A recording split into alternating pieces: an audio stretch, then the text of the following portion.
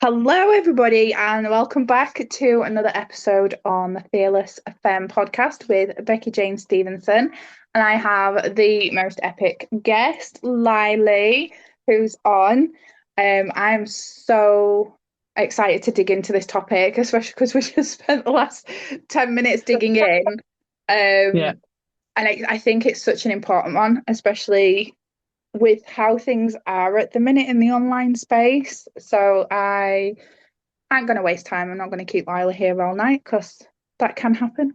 So, do you want to introduce yourself, Lily? What you do? Obviously, I've said your name. So what you do in this space, who you work with. So I am a cognitive hypnotherapist. And people are sometimes a little bit like, what does that mean?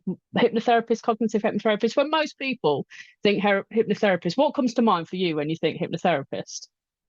Well, I've worked with hypnotherapists, and I know quite a few hypnotherapists. Mm, So years ago, it would have been the general understanding a lot of people have, where they get people on stage running around like a chicken. That then kind of progressed to I can see how hypnotherapy would work for somebody who maybe wants to quit an addiction to something like smoking or um, mm. like eating junk food or something. But I think it's only been the last couple of years that I've realized the depths of the scope of what hypnotherapy can do. This is the thing. For me, even for me personally, before I decided to train in hypnotherapy, I was scared of hypnotherapy. I used to think, what if I lose control? What if I start giving away my deepest, darkest secrets? And it just doesn't work like that. And again, people think, oh, waving a watch in front of your face, making you look like a chicken when every time you hear a doorbell. So it's got a bit of a stigma attached to it in some places still. But Yeah. again, most people, the first thing people go to when they think hypnotherapy is, oh, stopping smoking, getting rid of phobias, losing weight, that kind of stuff, which, yeah, it's absolutely brilliant for, but it's also brilliant at understanding yourself better. So Yeah.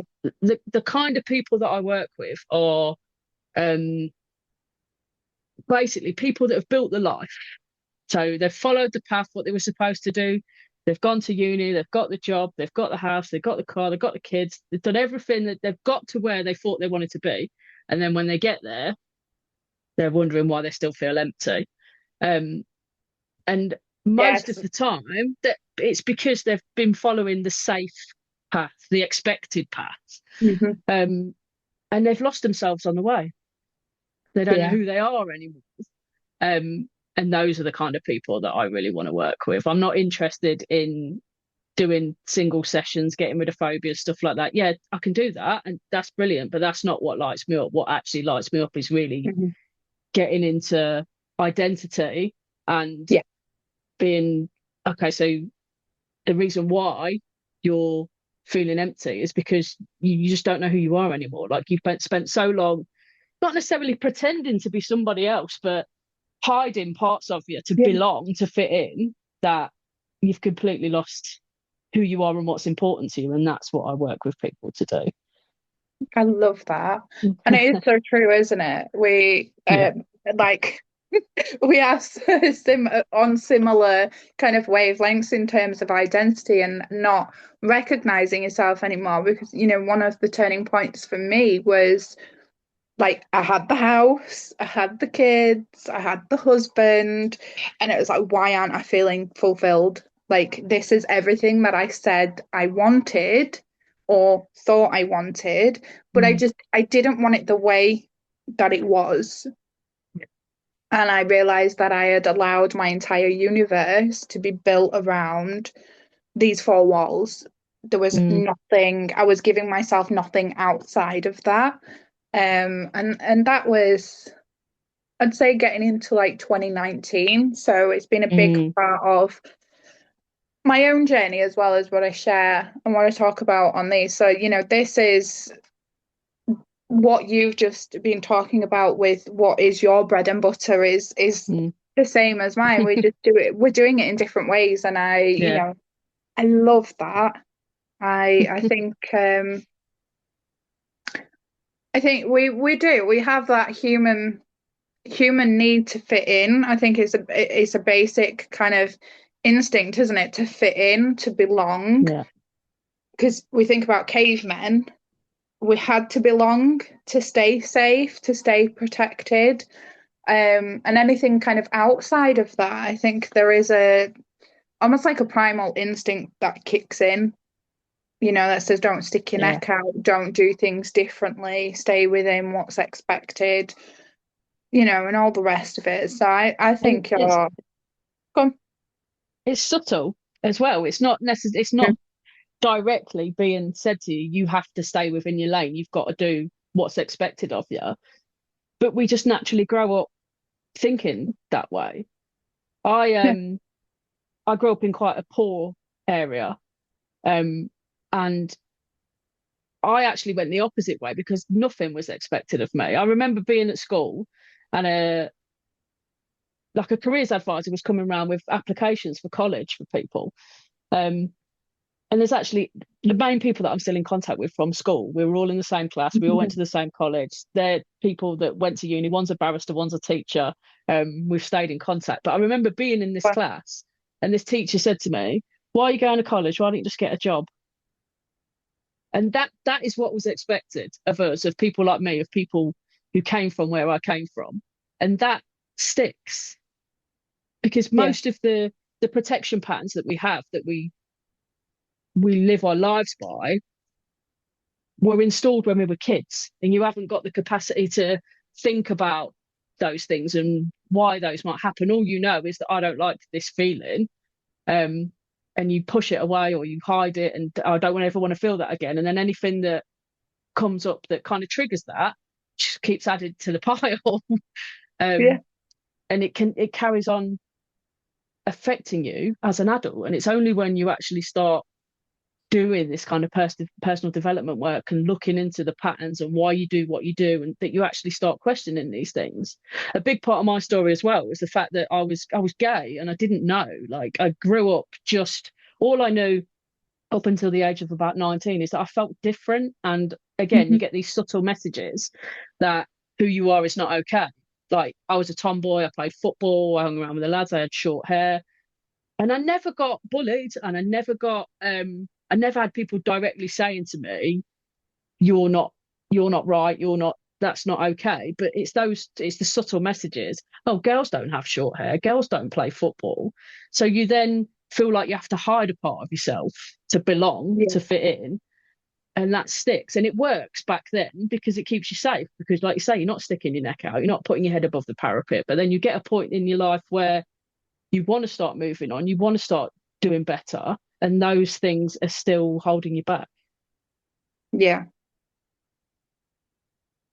Like, well, first of all, like, thank you for like being so open and sharing those little, those small insights into how life was for you growing up. So my question would be like, what was the turning point for you where because I've read some of your content and we do have some similarities in terms of what very interesting jobs that we've had and Yeah. things that we've done.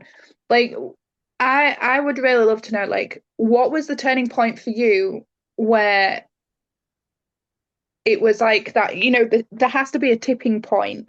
There has to be Mm, something that occurs. So like for me was 2018. Um, life was up until that point really, really chaotic. I mean, I didn't have the greatest upbringing. Um, so naturally me creating a safe environment and having children doing things mm, differently was massively important for me. So looking back, I can see how the overwhelming responsibility of being a cycle breaker and doing things differently would have piled on. And up until 2018, which was my tipping point, life was very, very chaotic. There was a lot of stuff going on. Um, so by early 2018, that had all started settling down. There was less stress on my plate. I could breathe. But all of the stuff that wasn't getting dealt with for me on the inside all kind of Mm, was like, my brain was almost like, hello, this bitch has now got some space for this. Let's throw it all at her at once. And I completely crashed and burned in a mm, big way. But it was also, I don't want it to be this cliche of you have to, sometimes you've got to break down to break through. But that was absolutely true for me. That's what it mm, took to kind of open my eyes and stop being on the hamster wheel that I was on yeah, and decide what is it that I wanted for me? What did I want outside of what I hold? So like you sound like you've done lots of very interesting things, lots of different roles. So I want to hear what yeah. that Um, pivotal moment.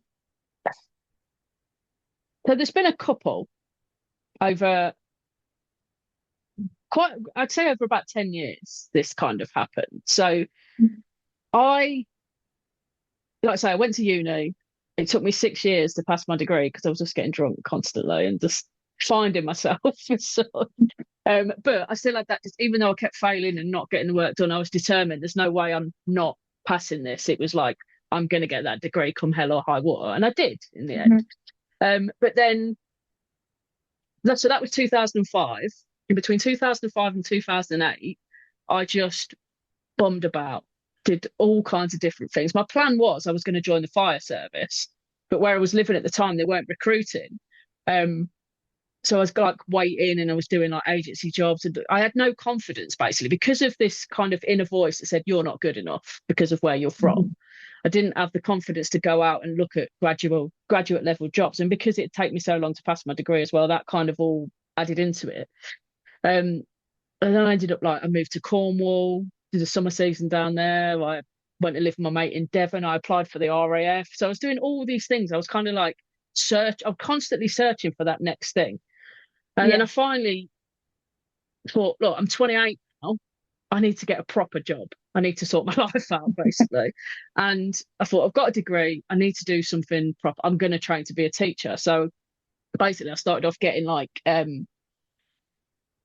cover supervisor job. So I worked in a school as a cover supervisor, which for anyone that doesn't know what that is, it's basically like an internal supply teacher without any training. So you're like right. basically babysitting kids with no training. And I hated it. I absolutely hated it.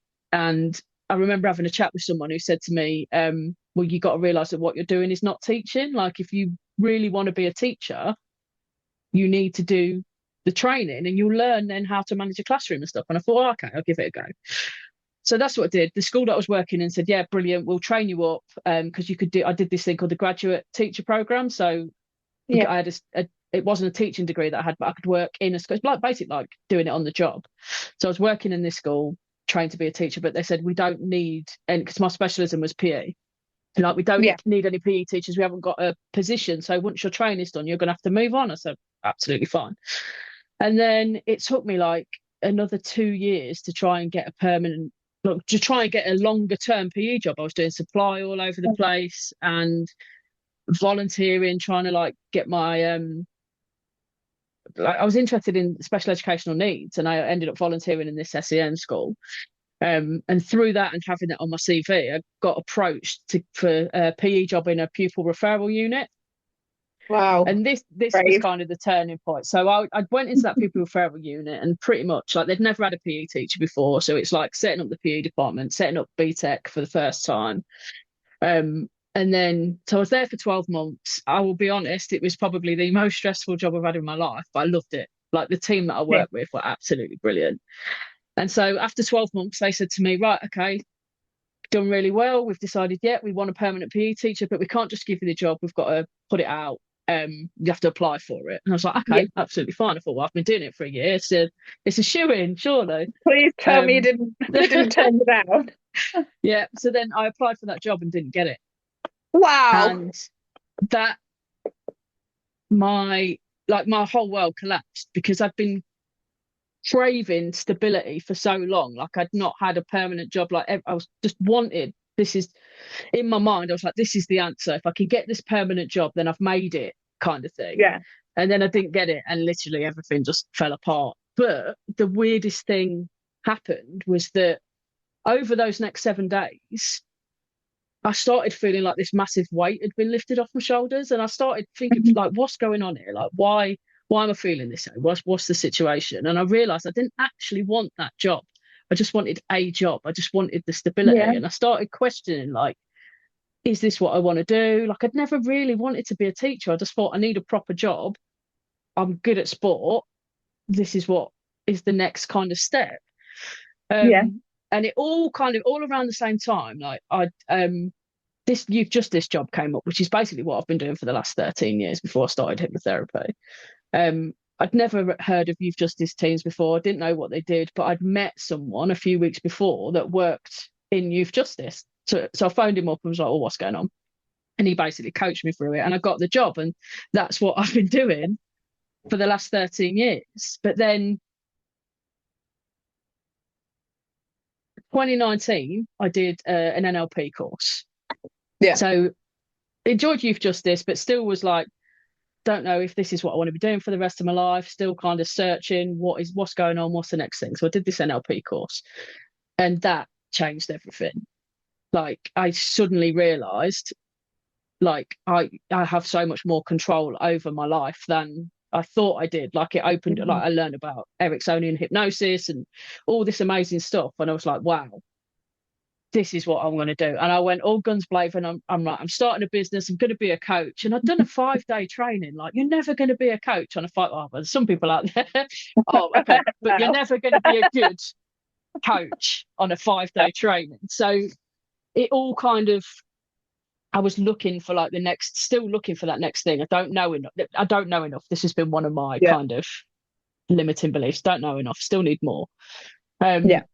And then, so it didn't work out. COVID hit, forgot all about it. And then it got to like 2022. So I lost my mum in 22. Like, mum was really ill. Like, my family was imploding. Like, I was just really thinking, like, what the hell am I doing? Like, it got to the point where I was literally like, I feel nothing. I feel numb. I feel empty. Like, what am I doing in my life? And then I found this course. So I'd found this course.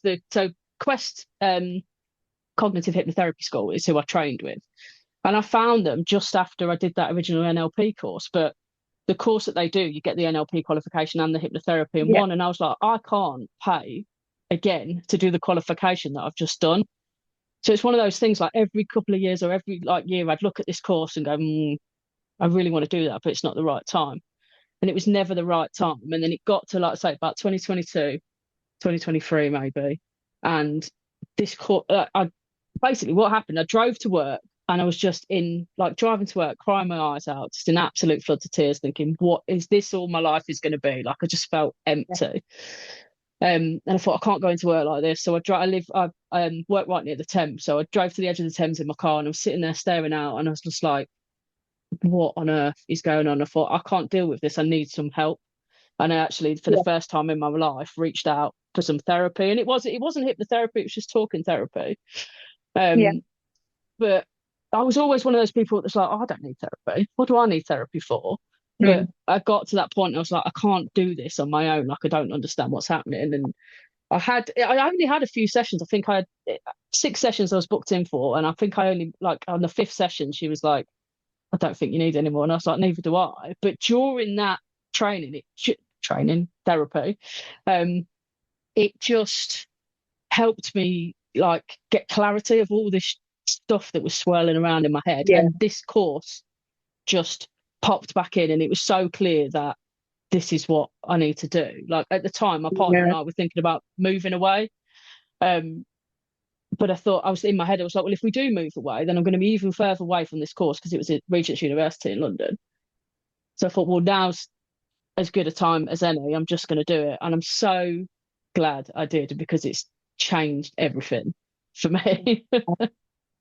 What a journey you've been on though. Yeah. Like I'm listening to all that and I'm thinking, the universe is going to intervene at some point. Didn't get the PE teacher job. That's the universe saying, no, this is not for Yeah. you. This is all character development, Yeah. testing you. And I'm listening and, even down to that, this is what I'm good at. This is what I should be doing. Get a job. And we do. When you were saying as we're growing up, it's that sort of stuff, and we don't realize that not everybody's life is like ours. Yeah. Like the same for me when people have asked me in the past that have maybe learnt snippets of my childhood, because it's not like I go dumping that everywhere, and Yeah. people don't have exclusive access to that. Um, but it's exactly true. Like I have dealt with it and I will still probably be processing parts of it throughout the rest of Mm. my life, and I'm okay with that. Um, I have been asked before, like, how is it that you're so open with things? And it comes back to what you were saying, like those subtle messages in childhood and, where we grow up, where we come from, is because I didn't realize that everybody's life wasn't like mine. I thought everybody had home lives like mine. So, it's that whole metaphor, isn't it? If you spend Mm. long enough in a room that stinks like shit, you're going to stop noticing that it stinks. It's only when you move out of that you realize, how much of an impact it's having. But like even down to having the talking therapy, I mean, I'm not surprised. um, but sometimes it's just having that safe space for somebody to hold what is coming out of your mouth in a way that gives you that space to figure it out for yourself as well. Because, like, It's I'm a big exactly believer that, that. Yeah. like, if we're speaking, like, I'm a big believer that when we're speaking out loud, we're also listening to ourselves and our own Yeah. voice, and things start to click. And if you haven't got anywhere to hold that, of course, you're not going to be able to get that kind of clarity about, where do I need to be going next? And, I think as much as what you shared and like I could hear the frustration of all of those years and well, and what am I supposed to be doing, that confusion and just not knowing where you're heading. But on the flip side of that, I think there's so many people that don't give themselves to step outside of that either. That think, Mm. right, I'm going to college, I'm gonna do like the amount of people that I've heard say, they go to college, then they go to uni, they qualify as a lawyer and they absolutely hate it, but they think because they've invested in that, they're gonna stay with it. Yeah. And they'll stay with it until they retire, but feel absolutely depleted and unfulfilled by it. So, I think it took, by the sounds of it and what's coming across for me is that it takes so much courage to say to keep moving, to keep being in, almost like being in pursuit in a good way, being in Mm. pursuit of where your bread and butter is. I think that's really important. um but it's interesting you was mentioning therapy because we was talking about that before we started the podcast, Yeah. because I did share that I'd just been signed off with mine, like refresher, more like refresher therapy. And Mm. I think for me it was, I think we can get really good at coasting well. Yeah. So there's like a driving reference there. Like if you're constantly coasting, you are gonna damage your clutch. So if we want to, I mean, I don't even drive, so I don't know where that come from. But it is true. We get so good, and I was in an in-person day on Friday, and my diagnosis. Some of you are regular listeners will know my diagnosis is OCD. Um, and he basically said, "Aren't we all a little bit that way too?" And I'm like, "Not Oh my close, God. not close, not even close, dude." Like, intrusive thoughts and images, fears, ideas, whatever, they are part of the course for anybody's kind of central thinking system.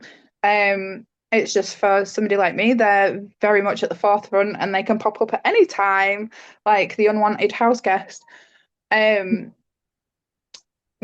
but there's this big debate about it, if you can't cure it, but then you can't cure thoughts. So, there's a little bit of an argument going on there. Other people talk about how you can that it's chronic, and for many people, like I'm really fortunate that mine is like, even though the topic that mine chooses to focus on can be quite heavy, it doesn't prevent me from living life well. Mm. And instead of just getting through, I'm able to live side by side with it. For other people, it can be really chronic. I used to be a peer facilitator for an OCD charity for a number of years before doing what I do now. Um, so everybody's experience is unique to them.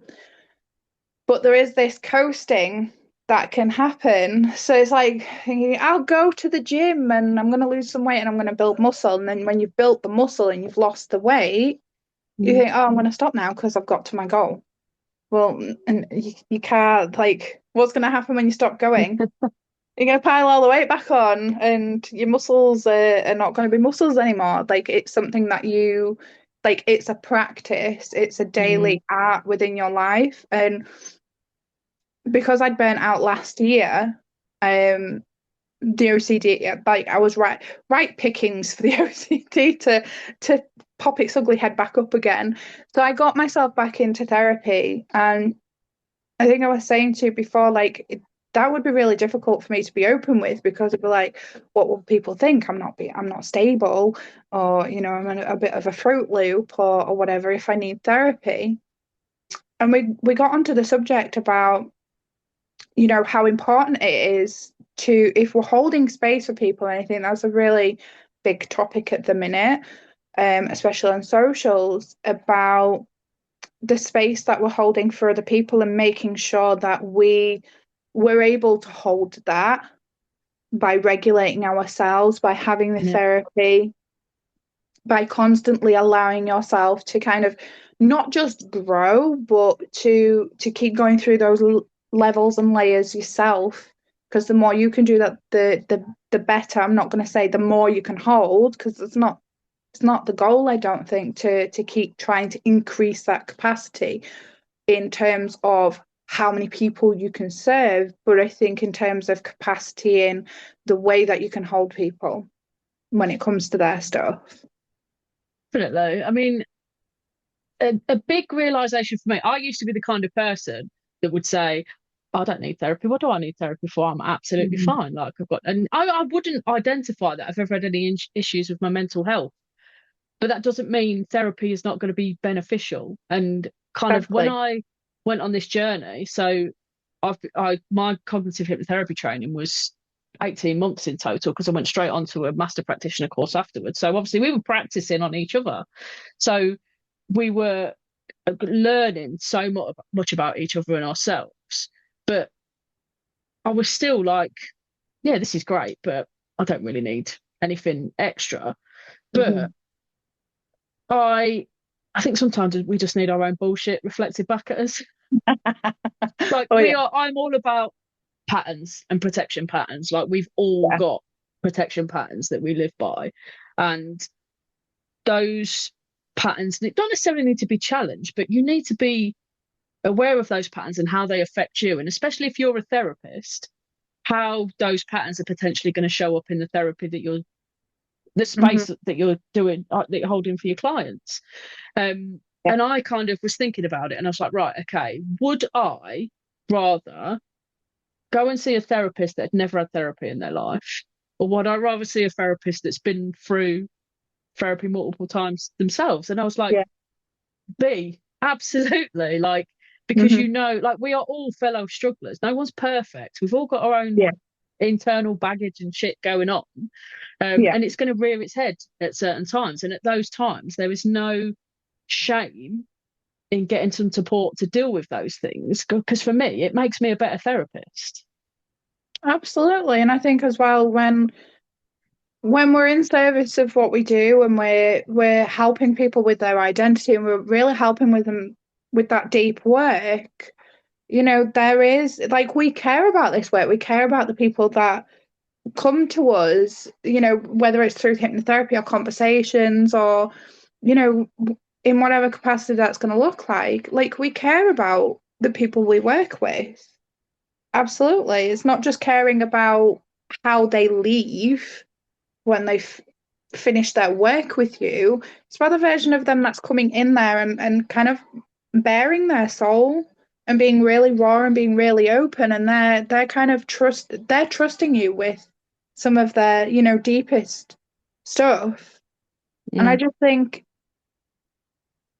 we have to wait, and I think that's why I'd taken a step back last year as well, because I knew there was stuff going on with me that I needed to be able that I needed to work on, because there was no way that I was gonna hold space to the level that I know I do and can. mm, There's no way that there was space enough for that. And it got me thinking last night. I put a post out about would would I have felt safe with someone like me the way that I was feeling last year? And yeah, I I saw wouldn't, it. Yeah, like, honestly, yeah. I would not have felt safe, and I wouldn't have been able to trust that, you know? So I think there's a lot of, I talk about responsibility. I think there's a lot of responsibility, but there's also a lot of accountability to keep working on your own stuff, to Mm, keep, you know, so that we can serve in that way and we can hold it. There is no way we can sit with someone in their depths without it affecting us in some way. So I yeah. think therapy, even in that sense, when we're holding, I suspect for you, there'll be people that have shared, trusted you enough to share some really deep stuff. And there's no Yeah. way that you can leave a session and not be impacted in some way by that. So Yeah. I think going back to the 5 week, what was it, the 5 day NLP course, where people Mm, then suddenly go out and start coaching, yeah. like I would have, like, there was a whole topic that went online. Oh gosh, I want to say 2021 when I first was in this space. I was supporting other people as a like someone with lived experience through OCT. So that was how I started. That's how I started on the online space. Yeah. Um, I remember being called out because I was being asked for certificates and accreditations and things like that. And I'm like, I've never styled myself as a therapist. Like I am a peer, like somebody with lived Like peer experience. mentor, yeah, peer support. Yeah. Exactly. Um, so back then, looking at all the little courses that I could do on Udemy and this, that, and the other, and I'd say over the last 5 years, working with Des, working with other people, meeting new people, being in different rooms, and just really seeing the depth of this work, that it goes beyond just getting a certificate. It goes beyond, Yeah. taking a course of 5 days and saying, right, I'm a coach now. And I think that can be really dangerous because it is a Yeah. really unregulated space as Mm, well. yeah, But no, I definitely. come. No, it was the same with me. Like, let's say I did that 5 day course, and I had so like I say, a little fire under me. Like I was so excited. I thought I could do this. I've learned these techniques. I can help people, and the techniques that I learned back then are the same kind of techniques Hmm. that I use now. But the Yeah. difference is the training that I've been through is much more comprehensive. It's much more about seeing the person who is sitting in front of you as an individual person. Hmm. And like we all think differently. Everybody thinks differently. That's a massive part of my work. Um, is recognizing that you could have 5 people come through the door suffering with like significant anxiety. Every Yeah. single one of those people's anxiety, how they create it, how they experience it, is going to be completely Different. different.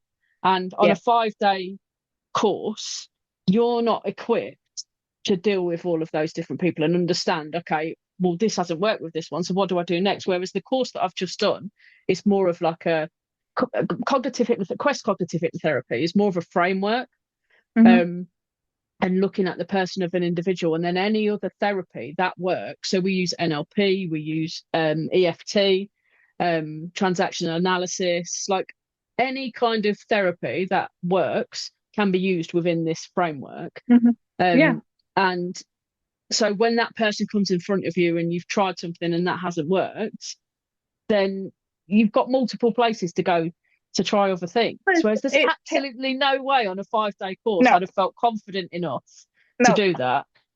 I mean, it's tailoring it to the nuance of each person. That's the difficulties that they're having. It's interesting because my therapist was saying I was accessing different types of therapies without realizing it. So even in just my own tools that I Mm, have in my toolbox, yeah, some of them are cognitive based or diffusion. There's some acting there. There's the ERP, which is a daily practice for me anyway. That's almost like an automatic thing for me now.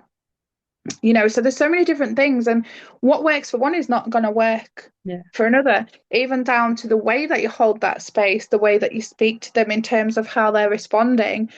And that's interesting because it's just ADHD it is in play with a reel that I caught earlier. Like, you're gonna giggle at this side quest for a minute.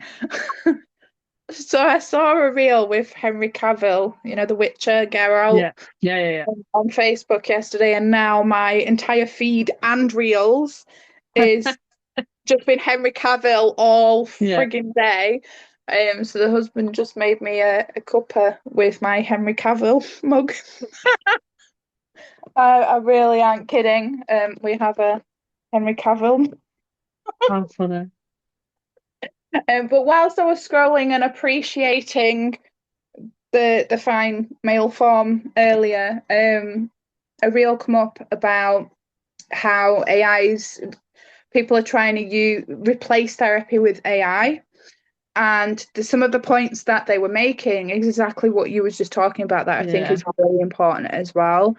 Um, is the nuance of people, but also in terms of the training that the therapist has had and the experience to create that framework where you said you Mm, you can tailor the approach depending on how they're experiencing, how they're responding to things.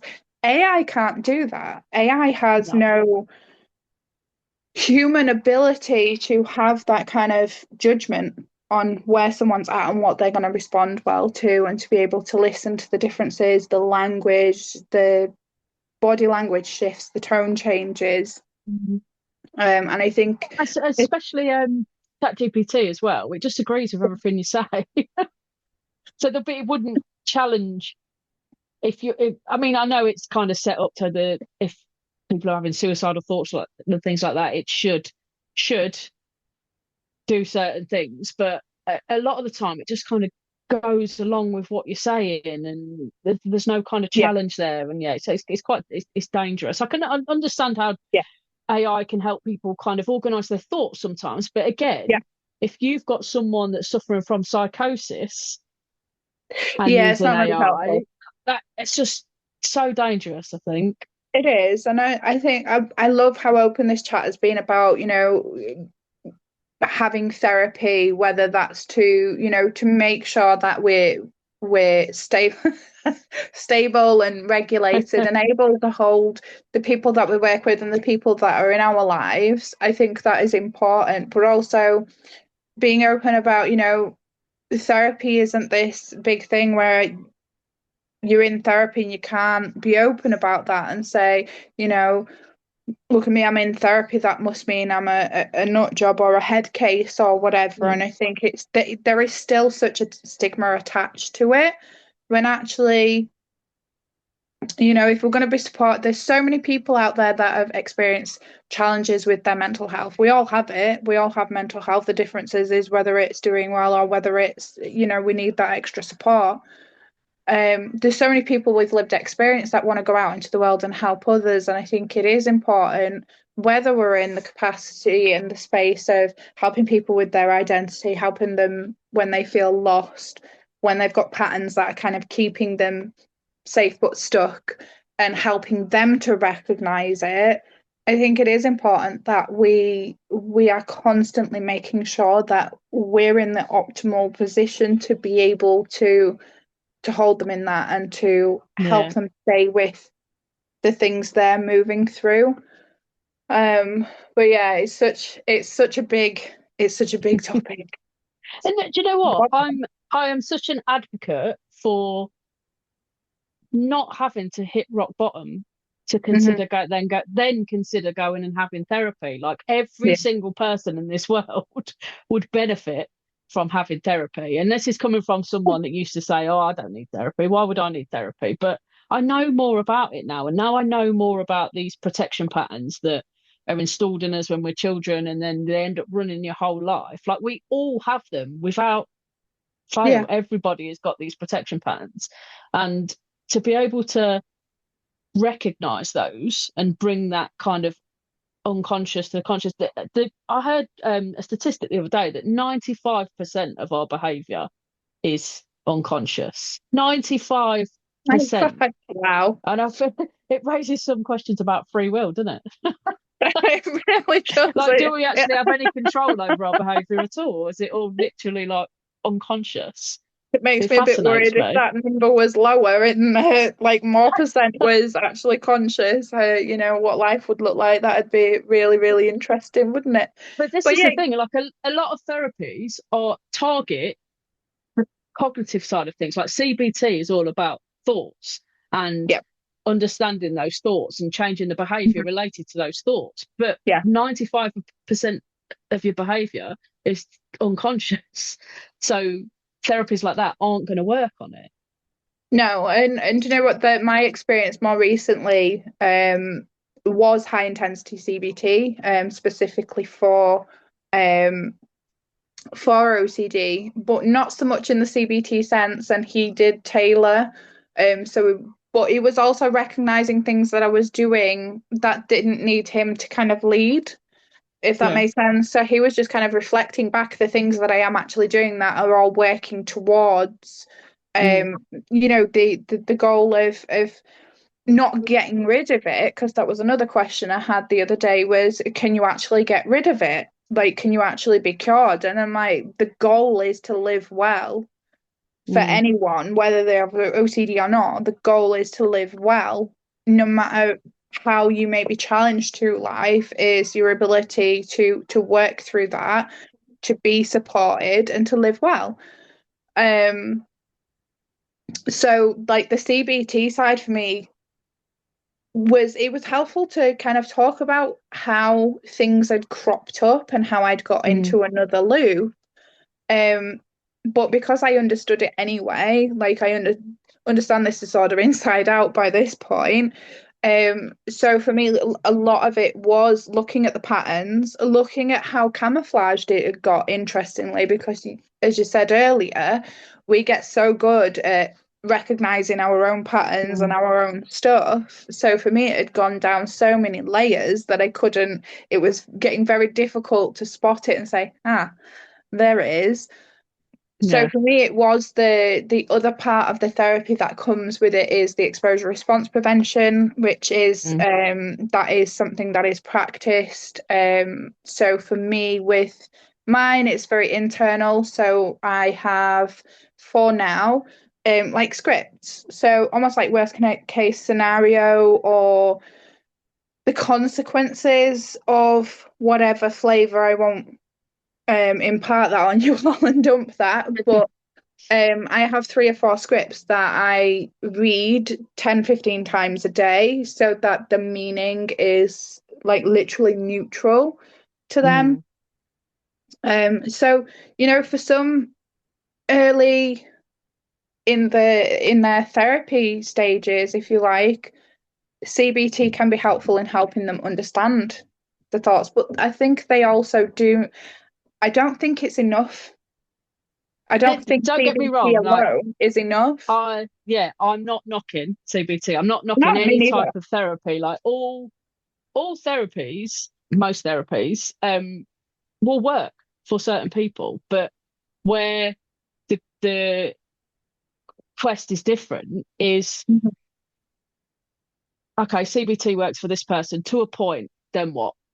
Okay. Yeah. Um, EFT will work for this person to a point, but then it's Hmm. not working. Then what? Whereas because Quest is more of a framework, it's like, okay, well, we've got all these different modalities and therapies in our toolbox. Okay, Yeah, that's not worked for this person. What's that about? How can I use it? Let's try something else. exactly. And that's a perfect way to kind of start wrapping up everything that we've talked about, whether it's therapy, whether it's your hypnotherapy practice, whether it's with coaching, is developing those tools so that everyone you're getting to work with, you are not treating them the exact same, taking through them through the exact same process, because somewhat two people might have the same challenges that look the same to the outside, but Yeah. the way that functions for them, the way that it's showing up, the drivers behind it are going to be Mm. so different and might require two different ways, two different angles.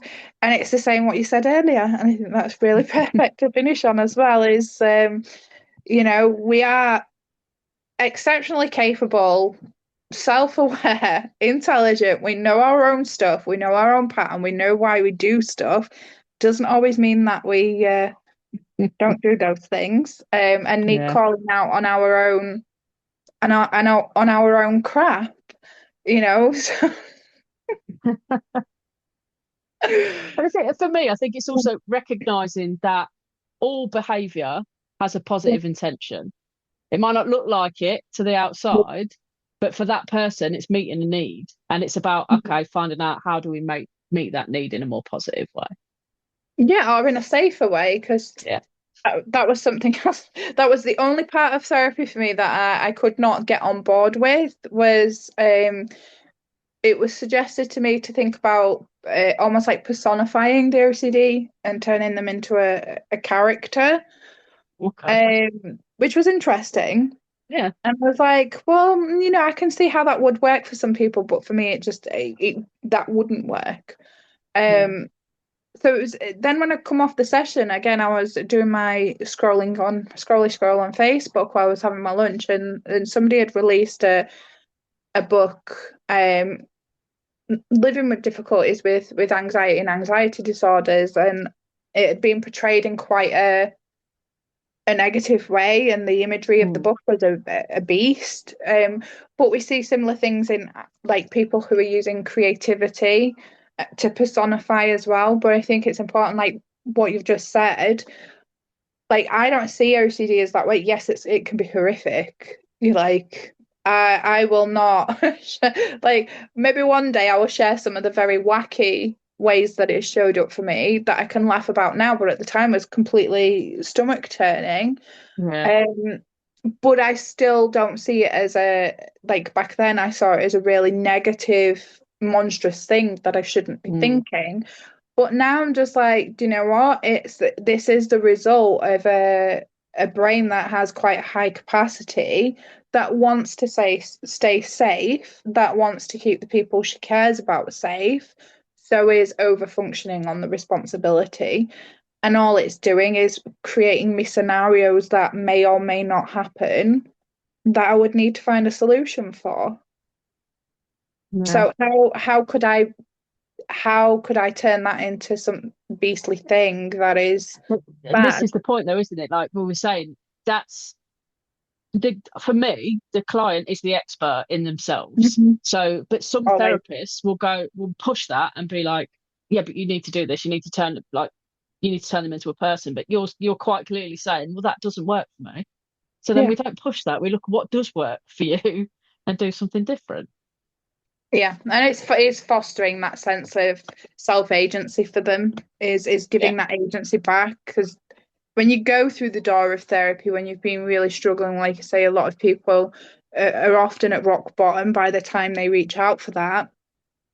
They're coming in that room and they're gonna feel really raw, and they're gonna feel really depleted, really frightened, not sure what's going to happen. And one of the powerful things that we can do beyond helping someone to feel safe and fostering that sense of trust is also helping them to develop that sense of self-agency, to say, actually, this is not, I don't see it that way, and to feel comfortable enough to challenge a therapist as well, because that's how you're going to get the most out of it, whether that be coaching, whether that be, you know, identity work, in so many different areas, is just helping whoever it is that is choosing to work with you is being open to them challenging you and saying, actually, this doesn't, I don't agree with that, or could we try it this way?